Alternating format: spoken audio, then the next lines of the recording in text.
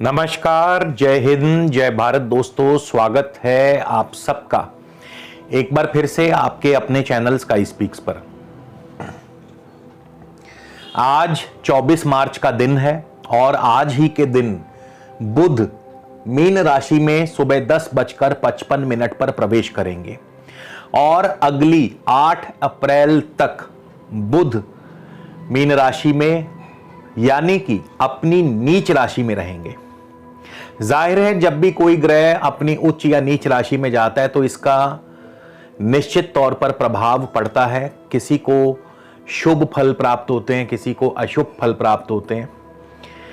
आज का विषय भी इसी संदर्भ में है कि बुध का जो मीन राशि में प्रवेश है अगले 16 दिनों के लिए, सभी 12 राशियों के लिए इसका क्या प्रभाव रहेगा।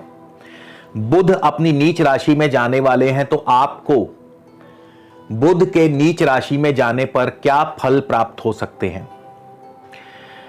तो दोस्तों, इसके अलावा यदि आप मुझसे किसी भी प्रकार का निजी ज्योतिषीय परामर्श लेना चाहते हैं, स्क्रीन पर मेरा व्हाट्सएप नंबर दिया है। आपसे निवेदन है, कृपया इस नंबर पर आप मुझे व्हाट्सएप के माध्यम से कंसल्टेशन या फिर परामर्श टाइप करके लिख करके मैसेज कर दीजिए। इसके उत्तर में आपको आगे की पूरी प्रक्रिया व जानकारी भेज दी जाएगी। उसके पश्चात आप चाहें तो अपना अपॉइंटमेंट बुक करवा सकते हैं, शुल्क लागू रहेंगे। इसके अलावा हमारी वेबसाइट है www.skyspeaks.in। आप हमारी वेबसाइट के माध्यम से भी अपना अपॉइंटमेंट बुक करवा सकते हैं।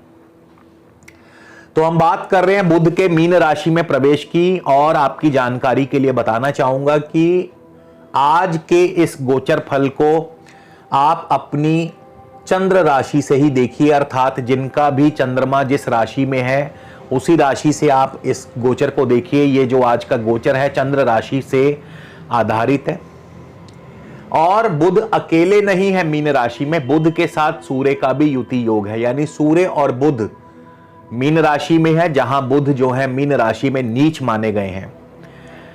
टाइम स्टैम्प्स के लिए आप टिक मार्क्स को फॉलो कर सकते हैं। जैसे जैसे जिस राशि की हम बात करेंगे उसके साथ मैं टिक मार्क लगाते जाऊंगा। तो सबसे पहले मेष राशि की बात करते हैं। मेष राशि के जातकों के लिए कैसा रहेगा ये गोचर। मेष राशि से बुध 12वें स्थान में है और सूर्य भी 12वें स्थान में है और बुध यहां पे नीच हो गए हैं। जाहिर सी बात है कि सूर्य और बुध 12वें स्थान में शुभ फल नहीं देते हैं, लेकिन मेष राशि वालों के लिए अच्छी बात क्या है। मेष राशि वालों के लिए अच्छी बात यह है कि बुध और सूर्य दोनों को विपरीत वेद प्राप्त हो रहा है। तो ऐसे में चाहकर के भी बुध और सूर्य अपना अशुभ फल आपको नहीं देंगे, यानी कि इसका अर्थ यह हुआ कि मेष राशि वालों को सूर्य और बुध के शुभ फल प्राप्त होंगे। और वो शुभ फल कैसे होंगे? वो शुभ फल होंगे बुध और सूर्य क्योंकि 12वें स्थान में है, तो 12वां स्थान विदेश व्यापार का है, विदेशी व्यापार आपका फलेगा फूलेगा। 12वां स्थान निवेश का है, तो आपका किसी बड़े कार्य में, किसी बड़े प्रोजेक्ट में आपका निवेश बढ़ सकता है। 12वां स्थान बाहरी संबंधों का है, आपके बाहरी संबंध मजबूत होंगे, फॉरेन रिलेशंस आपके मजबूत होंगे, आपकी फॉरेन में सेटलमेंट हो सकती है यदि आप इस समय फॉरेन सेटलमेंट के लिए प्रयास कर रहे हैं। तो 12वें स्थान से सूर्य और बुध के आपको मेष राशि वालों को शुभ फल प्राप्त होंगे। हां, जिनकी अपनी कुंडली में बुध या सूर्य, खास करके बुध खराब है, नीच हैं, अस्त हैं, तो हो सकता है कि उन्हें बुध के विपरीत फल यानी अशुभ फल प्राप्त हो। ऐसे में उनके खर्च बढ़ सकते हैं, ऐसे में उनकी स्वास्थ्य हानि हो सकती है, धन हानि हो सकती है। तो यहां पे मेष राशि वालों को वैसे तो विपरीत वेद की वजह से शुभ फल ही मिलेंगे, लेकिन किन्हीं किन्हीं जातकों को, किसी किसी जातक को अशुभ फल भी मिल सकते हैं, इसमें कोई दो राय नहीं, अगर उनकी अपनी कुंडली में बुध खराब है तब। वृषभ राशि की बात करें तो वृषभ राशि के लिए सूर्य और बुध का यह गोचर बहुत ही शुभ फल लेकर के आया है। आपको हर प्रकार से हर कार्य में सफलता मिलेगी। आपको मित्रों के सहयोग से, भाई बंधुओं के सहयोग से, सरकार से, सरकारी कार्यों से, व्यापार के माध्यम से, हर प्रकार से आपको सफलता प्राप्त होगी। सूर्य यदि सरकार है तो बुध व्यापार है, सूर्य यदि राज दरबार है तो बुध आपका व्यवसाय है, सूर्य राजसी है, बुध राजकुमार है, और बुध हमारी बुद्धि के भी कारक है। तो बुद्धि के बल पर राज दरबार के माध्यम से, व्यापार के माध्यम से हर कार्य में सफलता, हर कार्य में सिद्धि प्राप्त होगी वृषभ राशि वालों को। तो वृषभ राशि वालों के लिए ये गोचर जो है अगले 16 दिन का बहुत ही शुभ रहेगा। इसी तरह मिथुन राशि वालों के लिए भी सूर्य और बुध दशम भाव में है, दोनों ही दशम भाव में अत्यंत ही शुभ फल प्रदान करते हैं। मान पद प्रतिष्ठा की वृद्धि करते हैं, अधिकार क्षेत्र की वृद्धि, नौकरी में प्रमोशन, कारोबार में तरक्की, नई नौकरी का मिलना, हर प्रकार से आपके मान सम्मान की वृद्धि करते हैं। हाँ, दाम्पत्य के लिए शुभ नहीं है, वो अलग बात है। कर्क राशि वालों की बात करें तो कर्क राशि वालों के लिए सूर्य और बुध दोनों ही नवम भाव में गोचर कर रहे हैं, और नवम भाव में दोनों ही अशुभ फल प्रदान करते हैं। आपके लिए स्थितियां अभी अनुकूल नहीं है, आपका भाग्य आपके साथ नहीं होगा। नवम भाव से पिता का सुख, पिता पक्ष को देखा जाता है, पिता पक्ष की तरफ से चिंता, परेशानी, आपके विदेशी व्यापार में आपको दिक्कतें या परेशानी आ सकती हैं, लंबी दूरी की यात्रा में आपको असुविधा हो सकती है, आपके फॉरेन बिजनेस में या फॉरेन सेटलमेंट में व्यवधान पैदा हो सकता है, आपका पढ़ाई में जो है आपका मन नहीं लगेगा। नवम भाव से जिन भी बातों का विचार किया जाता है उनमें आपको कमी आएगी। बुध व्यापार के कारक हैं, सूर्य राज दरबार के कारक है, सरकार के कारक हैं, तो सरकारी कार्यों में, व्यावसायिक कार्यों में विघ्न और रुकावटें आपके लिए पैदा होंगी। तो स्थितियां कर्क राशि वालों के लिए अनुकूल नहीं है। सिंह राशि की बात करें, सिंह राशि के लिए मिश्रित फल प्रदान करेंगे, क्योंकि बुध सिंह राशि से अष्टम भाव में है तो सूर्य भी अष्टम भाव में है। जहां बुध अष्टम भाव में शुभ फल प्रदान करते हैं, वहीं सूर्य अष्टम भाव में विपरीत फल यानी अशुभ फल प्रदान करते हैं। तो बुध अष्टम भाव में, क्योंकि बुध व्यापार के, व्यवसाय के कारक हैं, बुद्धि के कारक हैं, तो व्यापार में, व्यवसाय में आपको लाभ होगा, कार्यों में आपको सफलता मिलेगी। लेकिन सूर्य क्योंकि सरकारी कार्यों को, सरकार को रिप्रेजेंट करते हैं, तो सरकारी कार्यों में रुकावट, सरकारी कार्यों में व्यवधान पैदा होगा, सेहत संबंधी विकार पैदा होंगे, सेहत और स्वास्थ्य संबंधी आपको ध्यान रखना होगा। तो यहां पे सूर्य और बुध का मिश्रित फल आपको मिलेगा। कन्या राशि की बात करें, कन्या राशि के लिए सूर्य और बुध दोनों ही सप्तम भाव में हैं, और सप्तम भाव में दोनों ही शुभ फल नहीं देते हैं।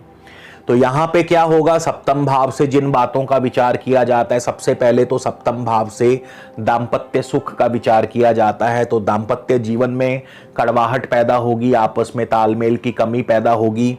पार्टनर्स का विचार किया जाता है, पार्टनर के साथ आपकी अनबन बढ़ सकती है, बिजनेस पार्टनर, लाइफ पार्टनर। इसके अलावा विरोधी पक्ष आपके ऊपर हावी होने की कोशिश करेगा, शत्रु आपको परेशान करने की कोशिश करेंगे, व्यापार में, व्यवसाय में आपको नुकसान हो सकता है। और सप्तम भाव जो है ये नए ऑर्डर्स का, नए प्रोजेक्ट्स का है, उनमें आपको दिक्कतें आ सकती हैं। कोर्ट कचहरी मामलों में आपको दिक्कतें बढ़ सकती हैं, आपके फॉरेन रिलेशंस खराब हो सकते हैं। तो जो ये सप्तम भाव में दोनों का गोचर कन्या राशि वालों के लिए शुभ नहीं है।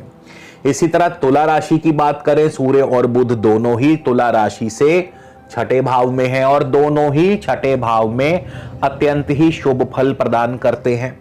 नौकरी नहीं है तो नौकरी दिलवा देंगे, नौकरी में तरक्की, नौकरी में प्रसन्नता, नौकरी में आपको इंक्रीमेंट हो सकती है, बॉस आपसे प्रसन्न रहेंगे, कार्य आपके समय पर पूर्ण होंगे। इसके अलावा रोग नाश करते हैं, शत्रु नाश करते हैं, शत्रुओं पर आप हावी रहेंगे, लोन आदि की सुविधा आपको मिल सकती है, आर्थिक रूप से आपको मजबूती प्रदान करते हैं, सभी प्रकार के सरकारी कार्यों में आपको लाभ होगा, प्रतियोगी परीक्षाओं में आपको लाभ होगा, सफलता हासिल होगी। तो सूर्य और बुध छठे भाव में बहुत ही शुभ फल प्रदान करते हैं। इसी तरह वृश्चिक राशि से सूर्य बुध दोनों ही पंचम भाव में हैं, और दोनों ही पंचम भाव में शुभ नहीं है। पंचम भाव में वृश्चिक राशि से दोनों का अशुभ फल प्राप्त होगा, यानी पंचम भाव संतान का है तो संतान संबंधी कोई ना कोई चिंता, परेशानी, कष्ट हो सकता है अगले 16 दिन। संतान को दिक्कतें आ सकती हैं। इसके अलावा गर्भवती महिलाओं को थोड़ा खास ध्यान रखना होगा। पंचम भाव शेयर मार्केट का है तो शेयर मार्केट में सोच समझ के निवेश कीजिएगा। पंचम भाव इसके अलावा लव लाइफ का है, आपकी लव लाइफ में दिक्कतें आ सकती हैं। पंचम भाव विद्या स्थान है, पढ़ाई में आपको दिक्कतें आ सकती हैं। एक्टिंग, कला, आर्ट्स, कल्चर, इन सभी क्षेत्रों में आपको दिक्कतें बढ़ सकती हैं। धनु राशि की बात करें तो धनु राशि से बुध है चौथे भाव में, जो कि अत्यंत शुभ फल देते हैं, मगर सूर्य चौथे भाव में शुभ नहीं माने गए। किंतु यहां पे अच्छी बात यह है कि सूर्य को विपरीत वेद प्राप्त हो रहा है, तो यहां पे सूर्य को विपरीत वेद मिलने से सूर्य और बुध दोनों ही धनु राशि को बहुत ही शुभ फल प्रदान करेंगे। तो चौथा भाव है भूमि, भवन, वाहन, कृषि और शिक्षा। तो इन पांचों क्षेत्रों से आपको लाभ और सफलता प्राप्त होगी। नई भूमि, नए भवन का सुख प्राप्त हो सकता है। जमीन जायदाद के कार्यों से आपको लाभ मिल सकता है। वाहन सुख की प्राप्ति हो सकती है। यदि आपका कारोबार, व्यवसाय वाहन से जुड़ा है तो उसमें आपको लाभ होगा। कृषि कार्यों में आपको लाभ होगा यदि आप कृषक हैं, कृषि कार्यों से जुड़े हैं।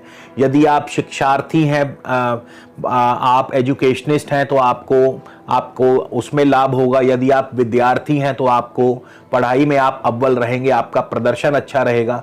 तो हर प्रकार से धनु राशि वालों के लिए भी यह गोचर अत्यंत शुभ रहेगा अगले 16 दिन के लिए।